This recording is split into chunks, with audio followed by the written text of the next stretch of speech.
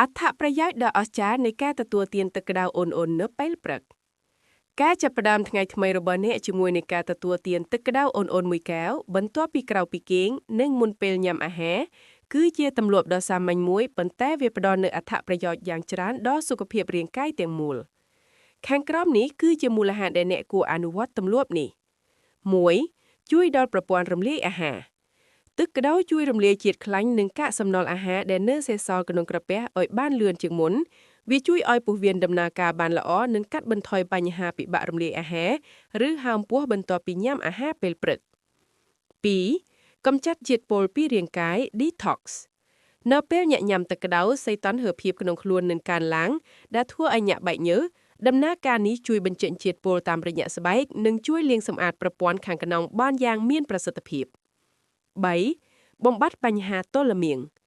ការញ៉ាំទឹកក្តៅនៅពេលពោះទំនេរជួយជំរុញដល់ចលនាពោះវៀនវាធ្វើឲ្យកាកសំណល់ក្នុងពោះវៀនទន់និងងាយស្រួលក្នុងការបញ្ចេញមកក្រៅដែលជាដំណោះស្រាយដ៏ល្អសម្រាប់អ្នកដែលមានបញ្ហាទល់លាមាងញឹកញាប់ 4. ជួយដល់ការសម្រកទម្ងន់ទឹកក្តៅជួយបង្កើនល្បឿននៃការដុតរំលាយអាហារក្នុងរាងកាយបើញាក់បន្ថែមក្រូចឆ្មារបន្តិចទៅក្នុងទឹកក្តៅវានឹងជួយដុតបំផ្លាញកាឡូរីនិងជាតិខ្លាញ់បានកាន់តែប្រសើរ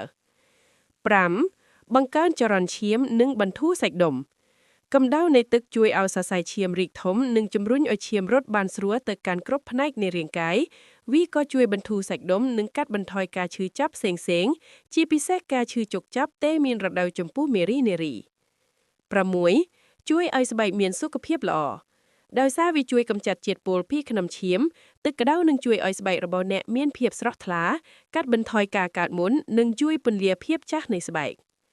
សេចក្តីណែនាំអ្នកមិនគួរញ៉ាំទឹកដែលក្តៅខ្លាំងពេកនោះទេគឺក្តៅរលាកមាត់សីតុណ្ហភាពដែលល្អបំផុតគឺក្តៅអ៊ុនៗដែលអ្នកអាចញ៉ាំបាន